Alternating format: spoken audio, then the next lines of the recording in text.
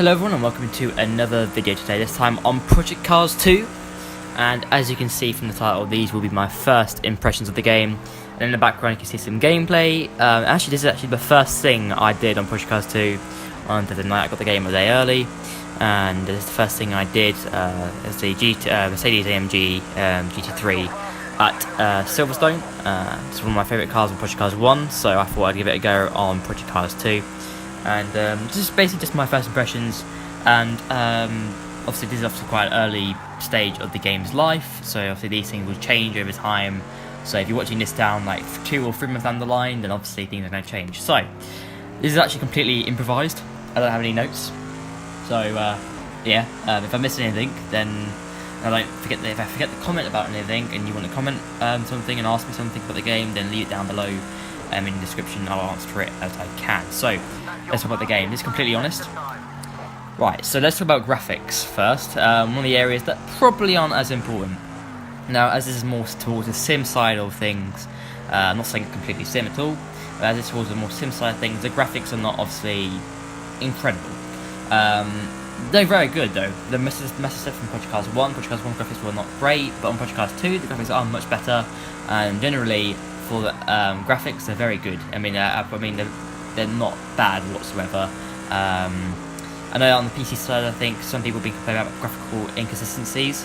I haven't really had that for the past couple of days, so I don't know what that's been, what people are complaining about. That could be without the day 1 patch. Obviously I've been playing this game more with the day 1 patch than I have before it, so that could be generally just before day 1 patch came out that the graphical inconsistencies happened.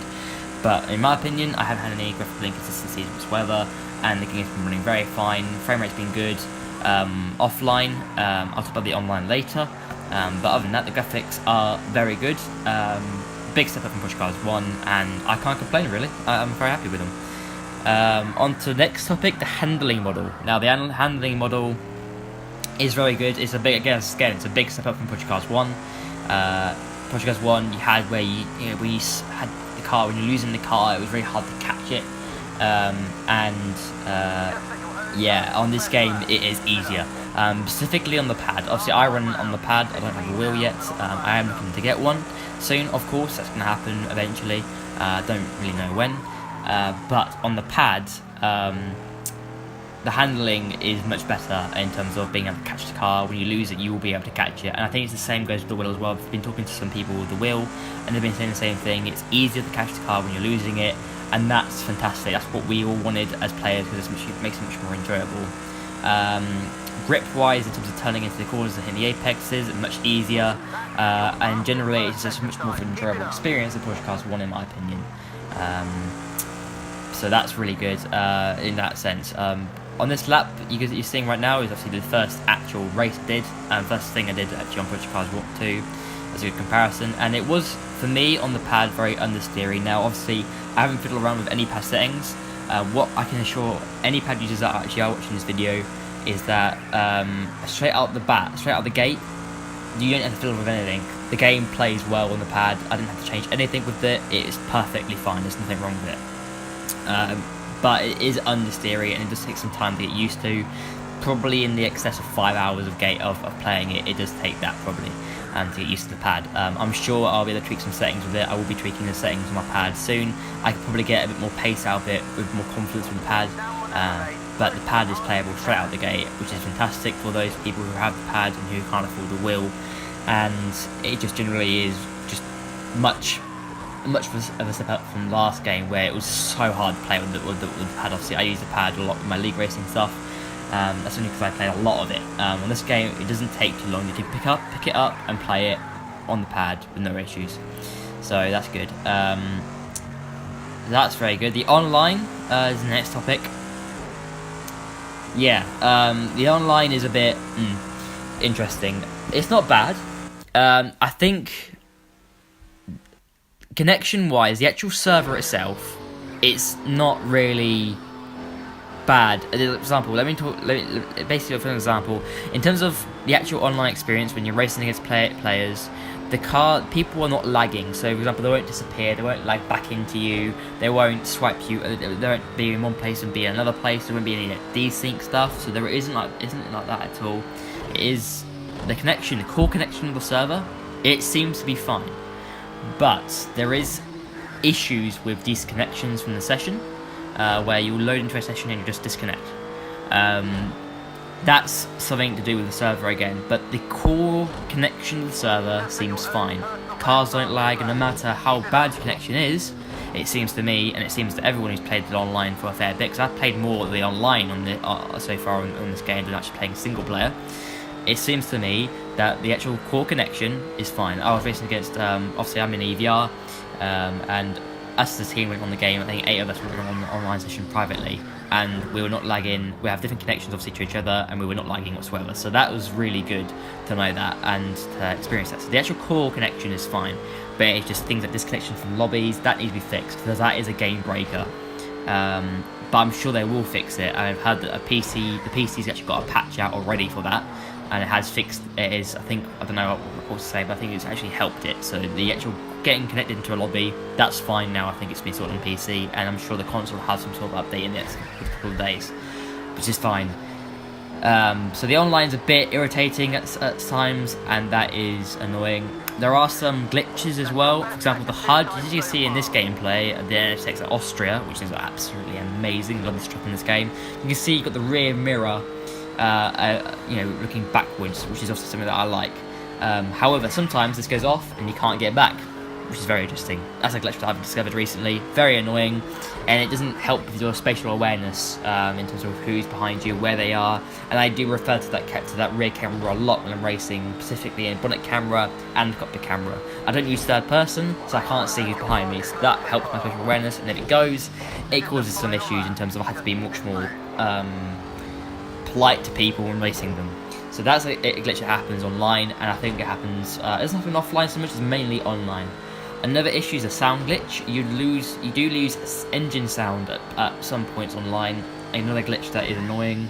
You either reset your game. There is another way of just, I think snapping or unsapping on the Xbox. I don't know how you do it on the PS4. But mainly you have to reset the game, which is a bit annoying too. And I've had to do it all the time. So that sound glitch is a problem online as well. It doesn't happen offline. Other glitches, I think the wheel's been suffering from force feedback issues, where the force feedback would literally be like your wheel will be like basically doing a machine gun noise, and you just be like rocking side by side, rattling basically so much. Again, that needs to be sorted out too. I know it's incredibly irritating for wheel users, and I'm sure when I get a wheel, I'm hoping when I get my wheel, it doesn't do that. That's the hope anyway. I think corner cutting is a bit inconsistent at some tracks, specifically at Donington Park, and specifically Donington Park and I think Silverstone as well. The corner cutting is a bit inconsistent at times, where you won't even be 4 wheels of the track, and it'll just give you some sort of penalty or something, which is a bit irritating as well. But those are really the main glitches that I've experienced so far. But that, that's fine. I'm sure that can be fixed. And as I said, straight out of the bat, if I was to compare Project Cars 1 Day 1 and Project Cars 2 Day 1, which one's better? It's obvious. Project Cars 2 Day 1 is much better out the gate than Project Cars 1 was. It is much better. Glitches wise, you're going to have them. This is a game that's open to the public, and open to thousands of users and millions of people around the world, and you're going to have these glitches. And really, they need us to play the game to a bigger extent to sort out these glitches. So I'm sure these glitches will be fixed. It does take, to be honest, it does take these games nowadays. It's so different to years ago, where you put in a game on day one and it'll just work. There'd be hardly any glitches. There'd be a few glitches here and there, but it would just work, and it wouldn't be a problem. But nowadays, you get to the point where it's just every racing game that comes out, there's something going wrong that will hamper your experience a bit, and that's a problem. As I said.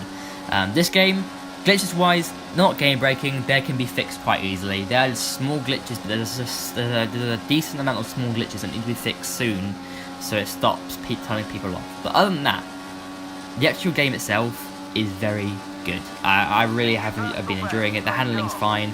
It just is a really enjoyable. It's much better than Project Cars 1, and it's a much more of a pleasurable experience as well as a result as well. So at this stage, it's very good. I'm hoping that the online gets fixed soon. Obviously, we want to get League Racing very soon.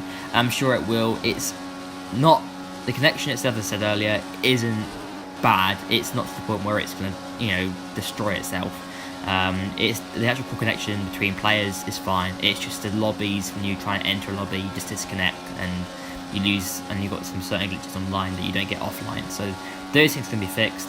Another thing I haven't mentioned about is a career mode. I haven't done much of it, but from what I've heard, obviously, this is a sim, remember, this is more of a sim game, and you're not going to have the extensive live the life career that you're going to have on the F1 franchise, or you're going to have on other franchises. Obviously, this is not what this game is supposed to do, but it has a career mode to satisfy the casual gamer. It isn't extensive, and it isn't live the life, from what I've heard, and from what I've seen of it myself. I haven't played it myself yet, and as I said, I've been doing a lot of more online stuff. But again, that's what you expect from a sim. The AI I've heard aren't great. I've seen it. Once again, that's a negative. But as I said, this is a game to be played for racing online, doing, and it's a sim. If you think about simulators in a sense, look at like actual professional simulators. If you watch actual professional simulators being played, by racing drivers, they don't have AI in them. You just go around the circuit in one car doing laps. If you're looking at a proper F1 simulator, that's what happens. So the fact is, for a sim game to have AI in it is quite a difficult task. It isn't easy. A set of courses struggle with it. Not bad AI, but they're not brilliant either. And the same with Project Cars 1. Project Cars 1's AI was very bad, and this one's better, but it isn't. It's not perfect. They can be overly aggressive, inconsistent at times. They can be a little bit too. You've got an aggression level, an AI aggression level, and you've got the actual, as in terms of how aggressive they will be, and you've got the actual difficulty of it. So you've got it'd be 0 to 100 and 0 to 100.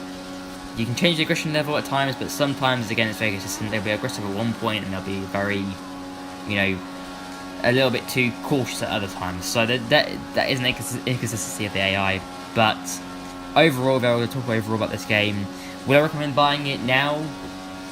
I think I would wait. If I was thinking about buying it, I'd probably wait 2 or 3 weeks. That means that the updates can come out, and they can get all things sorted out, and most things sorted out, so the game can be much more enjoyable. So that's what I would do. I will do a proper review of this game. Obviously, these are just my first impressions of it, and I will get a proper review out probably in the next 2-3 weeks after everything's settled down. Obviously, I know a lot of reviews coming out now, but it's not really reflective of the experience yet. I think in a month's time, it'll be properly ready for a full-on review, and I'll review it. But right now, I recommend it to anybody who likes racing. Yes, we recommend it to anybody who likes simulators. Yes. So yeah, absolutely. If you want to buy it. But probably wait a couple of weeks or so. So that is it, guys. I hope you guys enjoyed it. Be sure to leave a like and subscribe for more racing content on this channel, and I'll see you very soon. Bye, guys.